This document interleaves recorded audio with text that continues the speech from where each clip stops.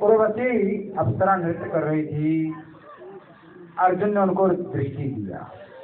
ये जो राजा पुरुरवा हुए उनकी पत्नी के रूप में उर्वशी आई। ये पुरु वंश के अर्जुन, तो उनको ध्यान आ गया कि महाराज पुरु की पत्नी उर्वशी है, तो माता के भाव से देखा।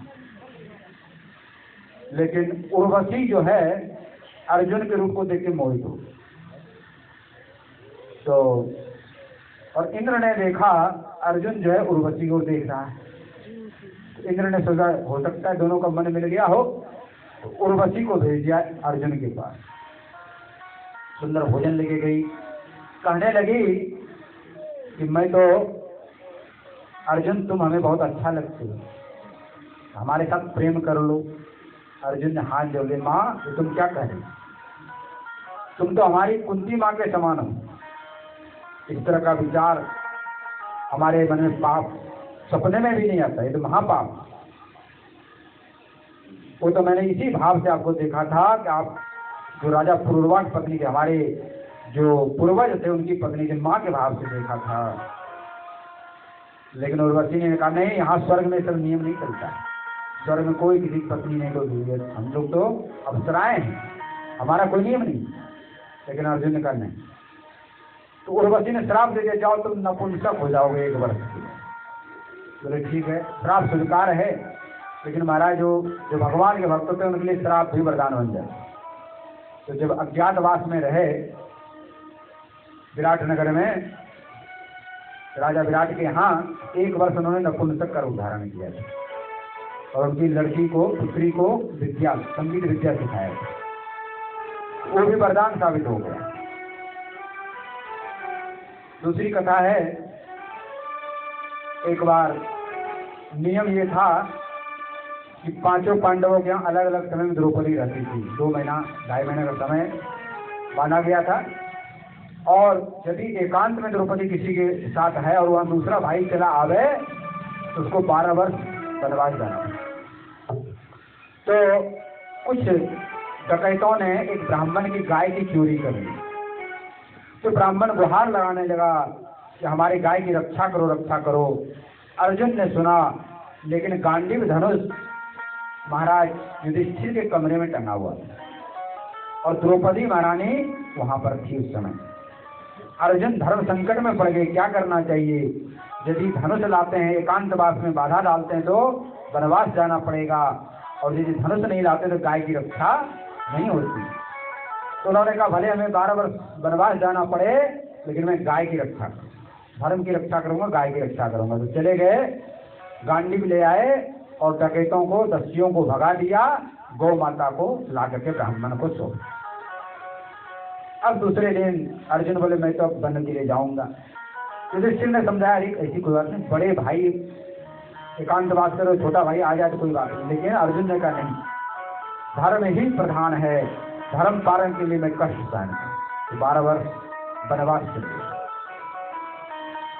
एक बार द्वारकापुरी की घटना है। अर्जुन जो है सैन्य कक्ष में विश्राम कर रहे थे, तो माता पार्वती के मन में इच्छा हुई कि भक्तराज का दर्शन कर। तो भगवान शंकर बोले अर्जुन भक्त शिरोमणि है, उनका दर्शन करने चलते। द्वारकापुरी आए तो द्वारपाल से पूछा कि भक्तराज अर्जुन का दर्शन करना चाहते हैं। बोले तो सैन्य कर रहे हैं। लेकिन माता पार्वती बड़ी उत्कंठा है, मैं शीघ्र ही दर्शन करूं। तो भगवान शंकर ने भगवान कृष्ण का स्मरण किया। भगवान कृष्ण प्रकट हो गए, बोले मैं ठीक है, मैं अभी जगाता हूँ। तो भगवान कृष्ण अर्जुन के कक्ष में प्रवेश किए। तो वहाँ क्या देखते हैं, जो भगवान कृष्ण की बहन है सुभद्रा, जो अर्जुन की पत्नी, पंखा कर रही अर्जुन को। लेकिन जब ये लोग पहुंचे तो सुभद्रा वहां से चली गई, स्वयं महारानी रुक्मिणी पंखा कर, सत्यभामा जी बगल में बैठे। तो सत्यभामा जी ने कहा कि अर्जुन के चरणों में से कृष्ण कृष्ण नाम का ध्वनि निकल। तो भगवान ने स्वयं सुना, अरे ये तो अर्जुन के शरीर में, पैर में नहीं पूरे शरीर में से कृष्ण कृष्ण की ध्वनि निकल। अब तो भगवान भाव विभोर हो गए और अर्जुन के चरण दबाने लगे। भगवान भूल गए कि भगवान शंकर ने भेजा है। तब तक ब्रह्मा जी आ गए। बोले प्रभु क्यों खड़े हो यहाँ पे? बोले कि भगवान का दर्शन, अर्जुन भक्तराज अर्जुन का दर्शन करना है।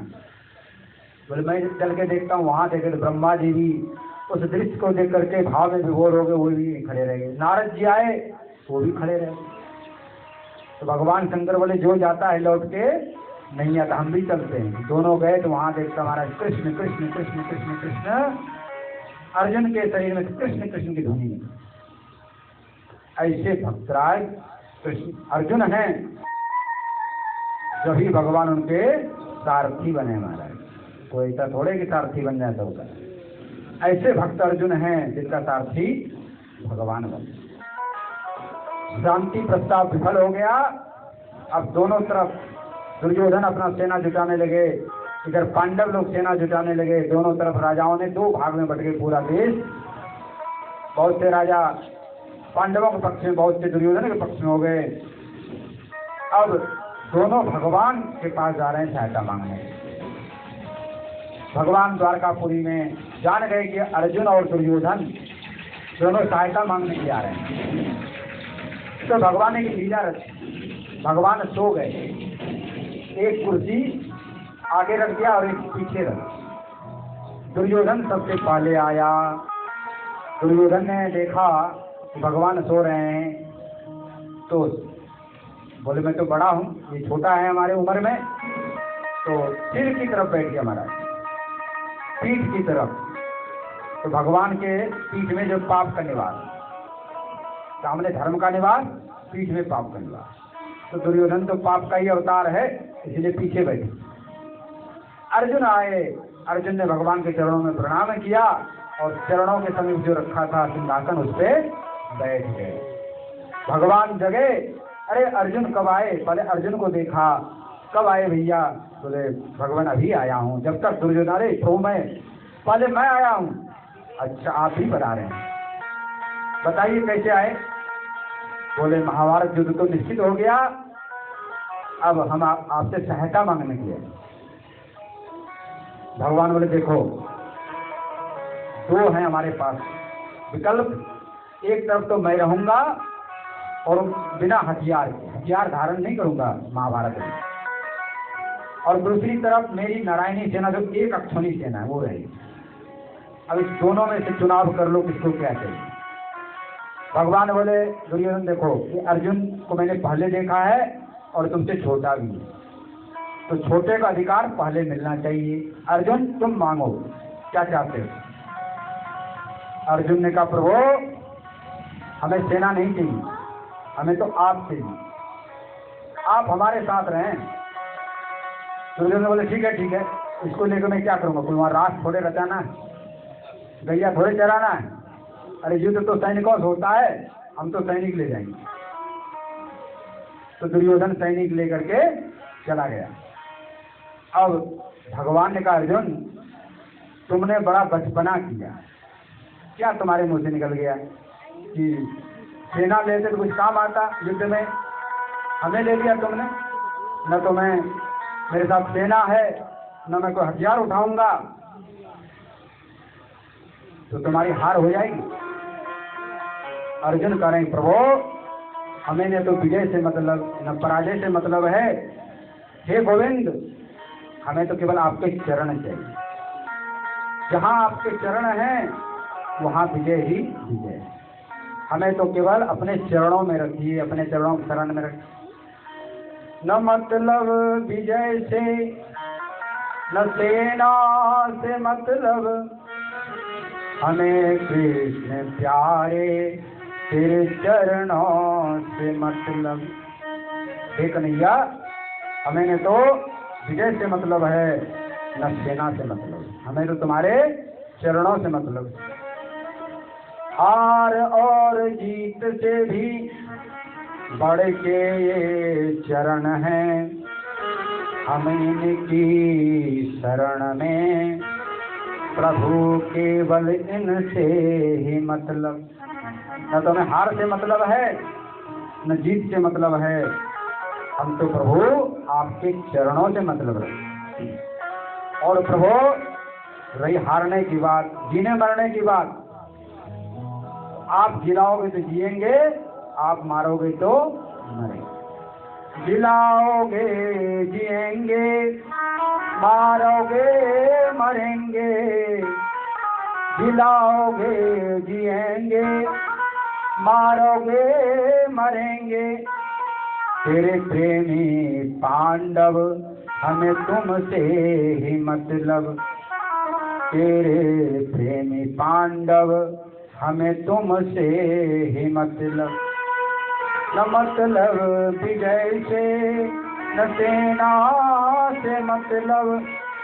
हमें कृष्ण प्यारे तेरे चरणों से मतलब। हे प्रभु, हमें तो केवल तुमसे ही मतलब है। और आप करते नहीं हो कुछ, लेकिन सब कुछ आप ही करते हो।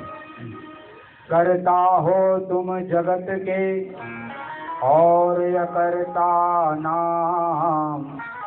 करते हो सब काम को और रहते हो निष्काम।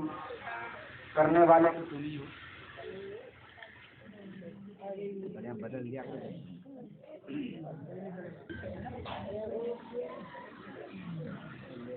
भगवान कह रहे हैं, तुम जानते हो कि मैं कोई अस्त्र शस्त्र नहीं उठाऊंगा, युद्ध स्थल में युद्ध नहीं करूंगा। फिर अर्जुन, तुम हमसे क्या कराना चाहते हो? अर्जुन कहने लगे, प्रभु हमारी क्या सामर्थ्य है जो आपसे कुछ कराना है? लेकिन आप कराना कह रहे हैं कि कराना चाहते हो, मैं आपसे कुछ कराना चाहता हूँ। बोले क्या कराना चाहते हो? क्या कहूँ और क्या क्या न कहूँ, हरि क्या मैं कराना चाहता हूँ। कुछ भी कराना चाहता नहीं और सब कुछ कराना चाहता हूँ। क्या कराना चाहते हो? चक्र न होगा हाथ में, वहाँ चाबुक होगा और लगाम दूसरे हाथ में होगा। सजी न होगी कभी तुम जैसे, वैसा सजाना चाहता हूँ। हे प्रभु, आप जो है हमारे सारथी बनेंगे, हमारे रथ को हाँकेंगे। आपके हाथ में चाबुक होगा और दूसरे हाथ में घोड़ों का लगाम। गैया तो आपने खूब चराई है ब्रज में, लेकिन अब घोड़े को चराओगे, घोड़े को नचाओगे, घोड़े को चलाओगे और घोड़े नचाओगे। प्रभु घोड़े को फिराओगे, घोड़े को नहलाओगे। जो काम कभी तुमने किया न होगा, उसे मैं कराना चाहता हूँ। हे प्रभु, आज तक आपने जो काम नहीं किया, उस काम को मैं कराऊंगा। आप सारथी बनेंगे हमारे, और आप हमारे घोड़ों को चलाएंगे, रथ को हाँकेंगे। और एक नाम दूंगा मैं आपको। ज्ञानियों ने दिए तुम्हें, भक्तों ने दिए नाम बड़े बड़े। नाम सारथी न मिला अभी तक, नाम वही देना चाहता हूँ। लगाम घोड़ों का, लगाम हमारा, और जीत रहा भाग्य हमारा। सौंप के तेरे हाथों में डोरी, मैं सुख से सोना चाहता हूँ। हे प्रभु, आपके हाथ में डोरी में सौंपता हूँ अपने जीवन का, और आपके हाथ में डोरी सौंप करके निश्चिंत होना चाहता हूँ। सौंपी है बागडोर अब तेरे ही हाथ में, सौंपी है बागडोर अब तेरे ही हाथ में। सौंपी है बागडोर अब तेरे हाथ में, सौंपी है बागडोर अब तेरे हाथ में। अरे सौंपी ये भाग्य दो अब तेरे हाथ में। ले जा जिधर जी चाहे, ले जा जिधर जी चाहे, हम हैं तेरे सहारे। ले जा जिधर जी चाहे, हम हैं तेरे सहारे। सौंपी है नाथ दो अब तेरे हाथ में। सौंपी है नाथ दो अब तेरे हाथ में। अब ये जीवन का बागडोर आपके हाथ में सौंप दिया। कांटों में सुला दे, चाहे महलों में रख दे प्यारे, नंगा बना दे बेशक या ला दे। जोड़ा है प्रेम रिश्ता अब तुमसे ओ श्याम प्यारे, करना हो जो सो कर ले, हमसे न पूछ प्यारे। जिस हाल में रखोगे उस हाल में रहेंगे, जब तक दम में दम है हम तो यही कहेंगे। इस तरह से अर्जुन भगवान से कह रहे हैं, हम हैं प्रेमी तेरे सच्चे, चाहे यहाँ बिठा दे, हर्ष पर चढ़ा दे, चाहे खाक में मिला दे। इस तरह से अर्जुन कह रहे हैं कि मैंने सब कुछ आपको सौंप दिया, और जब तुम मिल गए तब मिलना क्या बाकी। इस तरह से महाराज महाभारत युद्ध प्रारंभ हो गया। अर्जुन को मोह हो गया, हमारा दादा परदादा मित्र भाई बंधु नातेदार रिश्तेदार सब लोग युद्ध में खड़े हैं, मैं इसकी हत्या कैसे करूंगा। भगवान ने गीता का उपदेश दिया, आत्मा मरती नहीं, शरीर मरने वाला है, आत्मा कभी मरती नहीं है। और तुम क्या सोच रहे मैं मारूंगा। देखो विराट स्वरूप का दर्शन कराया, मैंने सबको पहले मार दिया है। तुम तो केवल निमित्त मात्र हो अर्जुन, और तुम्हारा क्षत्रिय धर्म है, क्षत्रियों का धर्म है दुष्टों का नाश करना, इसलिए तुम अपने धर्म का पालन करो। इस तरह से ज्ञान का उपदेश दिया महाराज।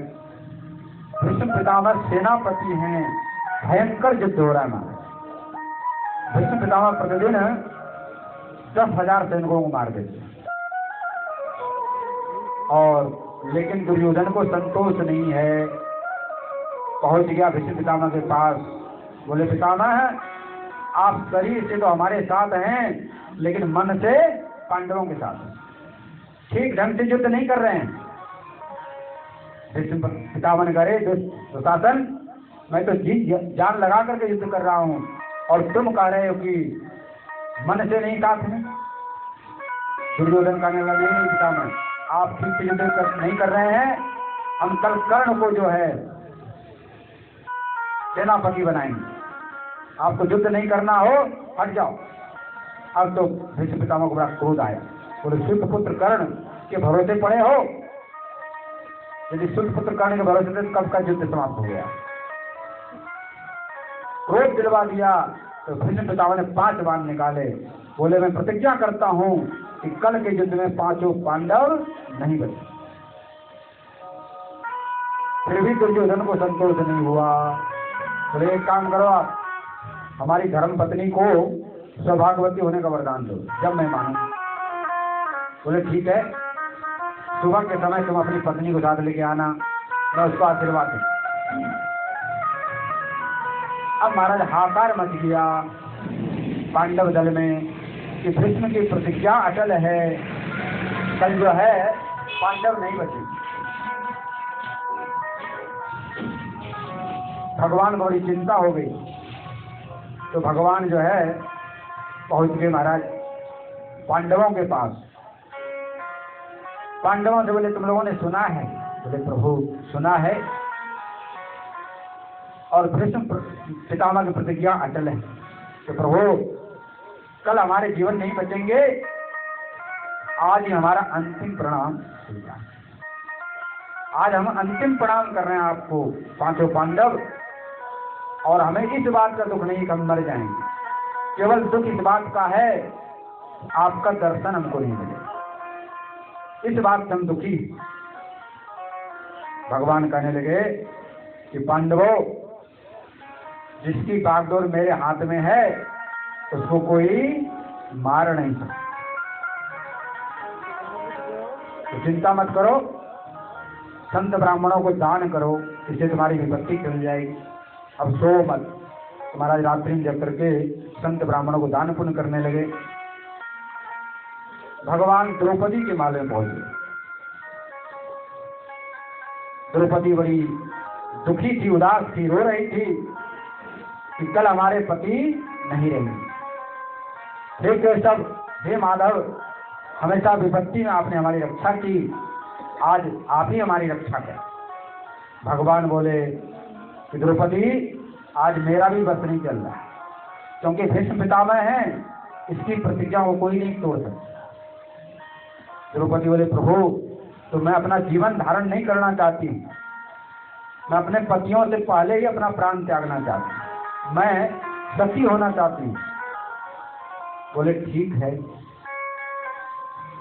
तो हमारे लिए चिता लगा दो। बोले ठीक है, मैं चिता लगाता हूँ, तुम 16 श्रृंगार धारण करके आओ। तुम सती होने से पहले 16 श्रृंगार धारण करना। तो द्रौपदी 16 श्रृंगार धारण करके आई है। भगवान बोले देखो, पहले बड़े बड़ों से आज्ञा लेना चाहिए। द्रौपदी बोले मेरे किसी से आज्ञा नहीं लेना है, हमारे माता पिता सब कुछ आप ही हैं। तो एक काम करो, चलो किसी से आज्ञा मत लो, लेकिन ये जो चिता है सामान्य सती होने में परिक्रमा की जाती है, लेकिन तुम तो महासती हो, पति के जीवित रहते तुम जो है सती हो रही, तो महापरिक्रमा होगी। बोले महापरिक्रमा क्या है महाराज? बोले मेरे पीछे पीछे आओ, मैं महापरिक्रमा करवाता हूँ। महापरिक्रमा को चले आगे आगे श्याम, पांचाली पीछे चली मन मन करत प्रणाम। आगे आगे भगवान चल रहे हैं, एक तरफ कौरवों का शिविर है, एक तरफ पांडवों का शिविर है, बीच रास्ते में सो करके जा रहे हैं। तो ज्योति बन रखी थी, उसमें पायजेब लग रहे थे, घुंघरू लग रहे थे, आवाज कर रहा था। भगवान ने बोले द्रौपदी ज्योति को उतारो, आवाज कर रहा है, अगले बगल सैनिक सो रहे जग जाएंगे। ज्योति उतार लिया और भगवान ने उसको अपने पीताम्बर में लपेट के अपने कांख में दबा लिया। द्रौपदी कहने लगी महाराज ये क्या कर रहे हो? मैं तो वैसे दुखिया हूँ और आप जो है हमारी पनही लेके रख रहे हैं और दुखी कर रहे हैं। भगवान बोले तुम्हारे जैसे सती साध्य भी, सती स्त्री का ज्योति को तो मैं प्रणाम करता हूँ, मेरा बड़ा सौभाग्य है, मैं ज्योति को अपने साथ में ले। पहुंच गए महाराज, भीष्म पितामह का शिविर आ गया। भीष्म पितामह दिन भर युद्ध करते थे, रात्रि में बैठ के भगवान का ध्यान करते, भक्त थे भगवान कृष्ण। भगवान ने कहा द्रौपदी पितामह को प्रणाम करो, मुंह से आवाज नहीं निकालना, लेकिन गहनों को झंकार करना, जोर से बजाना। द्रौपदी ने जोर से गहनों का झंकार किया। भीष्म पितामह ने सोचा दुर्योधन की पत्नी आ गई, आंख बंद की सौभाग्यवती हो। द्रौपदी ने कहा पितामह क्या आशीर्वाद दे रहे हो आप? आपने हमारे पतियों के लिए 5 बाण निकाल दिए हैं उनको मारने के लिए, और कहना सौभाग्यवती हो। आंख खोला, अरे द्रौपदी तुम यहाँ कैसे आ गई? द्रौपदी कुछ नहीं बोली। अच्छा तो तुमको लाने वाला वो छलिया, इस छलिया का ही काम है, उसके बिना इस काम को कोई नहीं कर सकता। तो छलिया कहाँ है? जब तक भगवान प्रकट हो। और जैसे ही भीष्म पितामह ने प्रणाम किया महाराज, साष्टांग प्रणाम किया भगवान को, भगवान ने उठाने के जैसे झुके, पनही बगल में गिर। भगवान ने भीष्म पितामह को उठाया, गले से लगाया, बोले प्रभु ये क्या है? भीष्म पितामह बोले ये क्या है? बोले एक पनही है। कौन की? द्रौपदी की। बोले आप ये क्यों ला रहे हैं? बोले भैया भक्त का सेवक हूँ मैं, भक्त की सेवा करने में मुझको बड़ा आनंद आता है। तो भीष्म पितामह बोले प्रभु ठीक है, आपने हमारी प्रतिज्ञा में तोड़वा दी, लेकिन मैं भी प्रतिज्ञा कर रहा हूं कि मैं कल के युद्ध में आपको अस्त्र धारण करवाऊंगा, आपको हथियार उठाना पड़ेगा। आज जो हरिन शस्त्र कहाऊं, तो लाजू गंगा जननी को शांतनु सुत न कहाऊं। आज यदि मैंने आपको शस्त्र धारण नहीं कराया तो मैं गंगा जननी, गंगा का पुत्र नहीं और शांतनु का सुत नहीं कहलाऊं। चंदन खंडी महारथ खंडो कपिध्वज सहित डुलाऊं, नीति न करो शपथ मोई हरि की, छत्री गति ही न पाऊं। और आपके रथ को टुकड़े टुकड़े कर दूंगा, आपका जो ध्वजा है उसको भी तोड़ दूंगा। ऐसा नहीं किया तो मैं छत्री नहीं मानूं। पांडव दल सन्मुख है, खाऊं सरिता रुधिर बहाऊं, सूरदास रण भूमि विजय बिन यतन पीठ दिखाऊं। और आज रणभूमि में खून की धारा बहा और पीठ दिखा करके नहीं आऊं, ऐसा प्रतिज्ञा कर लिया मैंने। और हे प्रभु, अब इस प्रतिज्ञा के लाज तो आपको रखनी पड़ेगी, ऐसा मन ही मन प्रार्थना किया। तो भगवान ने भी कहा, पाताल की थाह मिली मुझको, पर प्रेम तुम्हारे की थाह नहीं, सेवक के सन्मुख मुझको जय की इच्छा रहती नहीं। जब भक्तों की होती रहे सदा जय, अपने जय की कुछ चाह नहीं, प्रण पूर्ण करूंगा मैं आपका ही, अपने प्रण की परवाह नहीं। हे भीष्म, मैं तुम्हारी प्रतिज्ञा को पूरा करूंगा। अब महाराज प्रातः काल हुआ, दोनों तरफ से घमासान युद्ध शुरू हो गया।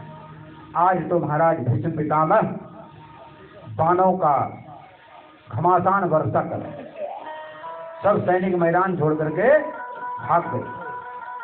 अर्जुन का कवच तोड़ दिया, बाजूबंद तोड़ दिया, मुकुट तोड़ दिया, बाणों को बौछार लगा रहे हैं। अर्जुन खूब प्रयास कर रहे हैं, बाण से बाण चला रहे हैं, बाणों को काट रहे हैं, लेकिन बाणों की इतनी बौछार आ रही है, अर्जुन व्याकुल होकर के पुकारने लगे, हे गोविंद, हे कृष्ण, हे माधव, अब आप ही रक्षा करो। भीष्म के बाण से हुए के व्यथित वीर पार्थ, पुकार्यो पाहि पाहि शरणागत। हे प्रभु, मैं आपके शरणागत हूँ, मेरी रक्षा करो। तो ऐसा पुकारा, भगवान जो है रस्ते से कूद गए महाराज, और एक चक्का पड़ा था, उसी पहिया चक्का को हाथ में उठा लिया, चक्र की तरफ घुमाने लगे। समर्थ समक्ष कृष्ण धाये, रथ चक्र लेके, जिनकी ज्योति कोटि कोटि सुर समझागति। चक्का लेके दौड़े। अब भीष्म पितामह ने अपना धनुष बाण फेंक दिया, रथ पे से कूद के नीचे आ गए, हाथ जोड़ के खड़े, प्रभु आपने मेरी प्रतिज्ञा रक्षा के लिए अपनी प्रतिज्ञा तोड़ दी, और यही तो मैं चाहता था। और प्रभु आ जाओ, इस आतताई दुष्ट भीष्म को आज मार दो, हमारा कल्याण हो जाएगा। उसमें भगवान की कैसी छवि है, सूरदास जी महाराज कहते हैं, वापट पीत की फहरान। भगवान जब दौड़े हैं तो उनका पीताम्बर लहरा रहा है। वापट पीत की फहरान, कर धरि चक्र चरण की धावनी, नहीं विसिरत वहवान। रथ ते उतरी अवनि आतुर है, कचरज की लपटान। मानो सिंह शैलते निकसो, महामस्त गजजान। जिन गोपाल मेरो प्रण राखो मेरी देवकी कान सोई सूर सहाय हमारे निकट भये हैं आन। अर्जुन भी कूद गए। अर्जुन ने भगवान का चरण पकड़ लिया जोर से, हे प्रभु आप अपने प्रतिज्ञा को क्यों नष्ट कर रहे हैं। जोर से पकड़ लिया चरण को। भगवान आगे नहीं बढ़ पा रहे हैं। भगवान ने कहा अर्जुन ये प्रतिज्ञा तो मैंने अभी किया है, इससे पहले मैं एक प्रतिज्ञा कर चुका हूँ। बोले प्रभु क्या प्रतिज्ञा है। वो प्रतिज्ञा ये है यदि भक्त कोई प्रतिज्ञा करे तो भक्त के सामने मैं अपनी प्रतिज्ञा को भी तोड़ देता हूँ। हम भक्तन के भक्त हमारे सुन अर्जुन प्रतिज्ञा मेरी यह व्रत तरतन तारे। हम भक्तन के भक्त हमारे भक्त काज लाज जिय धर के पाय पया दे धाऊं। जहाँ जहाँ भीड़ पड़े भगतन पे तहाँ तहाँ जाय छुड़ाऊं। जो मम भक्त सो बैर करत है सो निज बैरी मेरो। देख विचार भक्त हित कारण हाकत हारथ तेरो। अर्जुन मैं तो भक्तों का भक्त हूँ और भक्तों के लिए मैं नंगे पांव दौड़ जाता हूँ। जो भक्त के मित्र वो मेरे मित्र हैं और जो भक्त के बैरी हैं वो मेरा। सूरदास सोने भक्त विरोधी चक्र सुदर्शन धारो। इस तरह से महाराज भीष्म पितामह ठाकुर जिनका दादाजी आपकी प्रतिज्ञा पूर्ण हुई। इस तरह से भगवान की अद्भुत अद्भुत मधुर मधुर लीला महाभारत युद्ध में हुआ है। लीलाएं भी बहुत विशेष हैं, तो उन लीलाओं को आप लोग जैसा कहेंगे तो फिर कल सुनाएंगे। और कल विचार है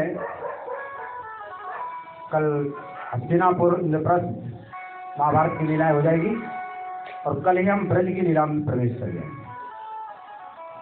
कल कृष्ण कन्हैया का पहले जन्म होगा और नंदोत्सव बधाई का गान होगा। आप लोग सब लोग तैयार होके आएंगे। नंदोत्सव बधाई यहाँ पर हम भागवत कथा नहीं कर रहे हैं, यहाँ पर श्री कृष्ण कथा कर रहे हैं। तो श्री कृष्ण लीलाओं का आनंद लेना है क्योंकि भागवत में 2-3 दिन का समय मिलता है तो विस्तार से हम नहीं कर पाते हैं, प्यास बुझती नहीं है। तो हमने विचार किया कि यहाँ पर कृष्ण लीला का ही विस्तार से वर्णन करेंगे। तो कृष्ण लीला जब होगा पहले कन्हैया का जन्म होगा तभी तो बाल लीला होगा आगे का। इसलिए कल कन्हैया का जन्म होगा और नंदोत्सव बधाई का उत्सव होगा। आप सब लोग तैयार होकर के आएंगे। कुछ यहाँ पे सजावट भी होगी, गुब्बारे वगैरह खिलौना वगैरह जो जिसको लाना हो। तो कल धूमधाम से कन्हैया का बधाई नंदोत्सव मनाएंगे और परसों फिर बाल लीला का आनंद लेंगे।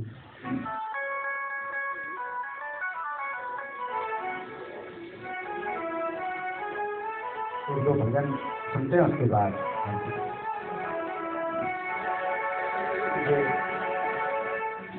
राधा रानी सरकार की आवाज बढ़ाई।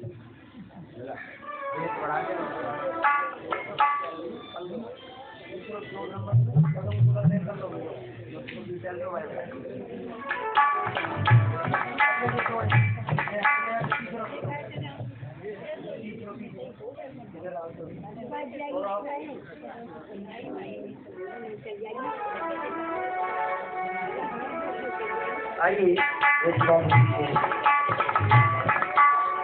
अरे बैरन बांसुरिया बजाए की बैरन बांसुरिया। आनंद लेते हुए झूमते हुए ठाकुर जी के दरबार में ओ मेहरो अरे मेहरो अरे मेहरो नीलो चैन चुराए बजाए की बैरन बांसुरिया। मेहरो नीलो चैन चुराए बजाए की बैरन बांसुरिया।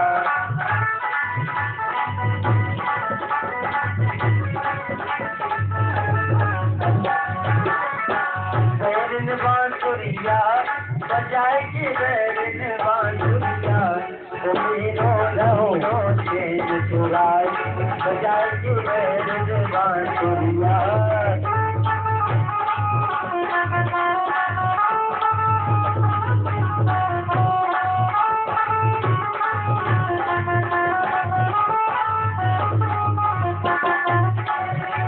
अरे मीठी मीठी तान सुनाएगी मन मेरो मोहियो मीठी मीठी तान सुनाएगी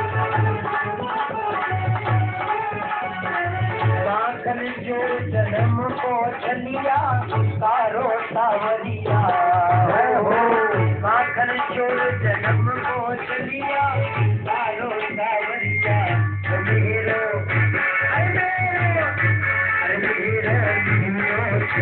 चुराए बजाए के बैरन बांसुरिया।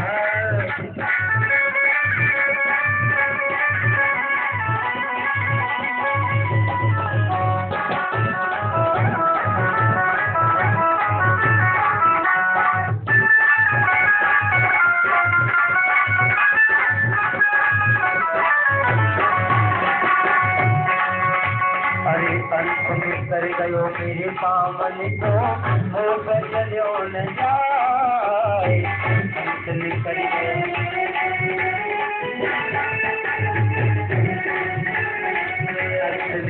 गयो मेरे पावन को हो बदलो न जाए हर सुखल शरीर है गयो मेरो न जागरिया हो सुखल शरीर है गयो मेरो न जागरिया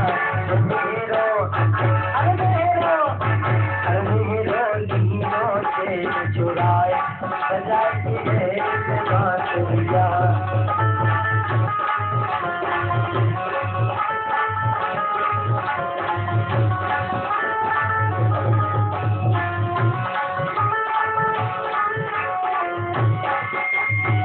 बैरन बांसुरिया बजाए के बैरन बांसुरिया ओ बैरन बांसुरिया बजाए के बैरन बांसुरिया ओ मेरो लीनो से चुराए बजाए के बैरन बांसुरिया मेरो लीनो से चुराए बजाए के बैरन बांसुरिया। कन्हैया लाल की। ठीक है, 11 बजे कार्यक्रम प्रारंभ हो जाता है। आप लोग समय से आएंगे, सही वक्त 11 बजे आया करें। हाँ, समय से ही जाया करें। समय से बिना प्रसाद को यहाँ से बाहर कोई को अच्छा नहीं लगता, इसलिए 11 बजे आए और 3 बजे 11 बजे आप लोग आ जाएं तो समय से प्रारंभ हो जाएगा। आइए सही वक्त आरती के लिए खड़े हो जाए।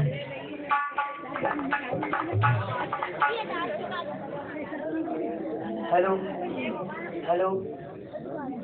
देखो श्रोताओं के ऊपर है, हमें तो कोई परेशानी नहीं, हमें तो 5-6 बजे बताया को हम तो बता पाते रहेंगे। तो समय से आप लोग आएंगे। चरण कमल कहाँ हरी भाषा करे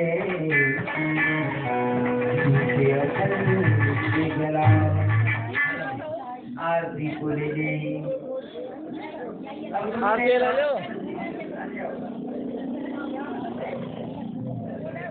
एक करके सभी नारी आगे चल रही है। मोदी जी को राजस्थान आइए। श्यामा तेरी आरती कन्हैया तेरी आरती तारा संसारी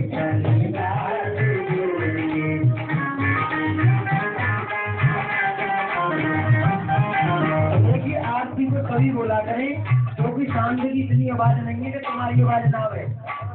शांत से ज्यादा आप लोग सही बोलते हुए तेरी आरती कन्हैया तेरी आरती तारा संसार करेगा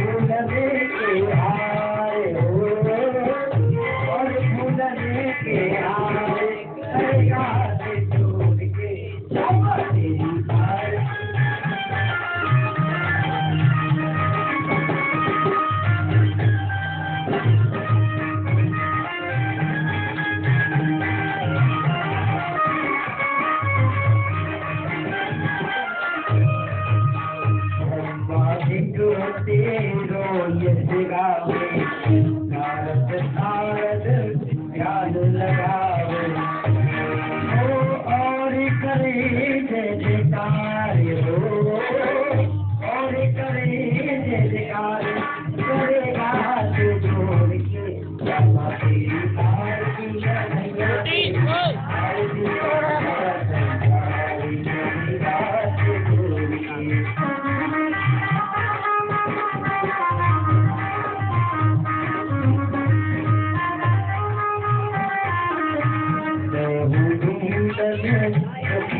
भारी आया हूँ प्रभु शरण तुम्हारी रखियो लाज हमारे रखियो लाज हमारी करेगा पैर जोड़ के क्षमा तेरी आरती कन्हैया तेरी आरती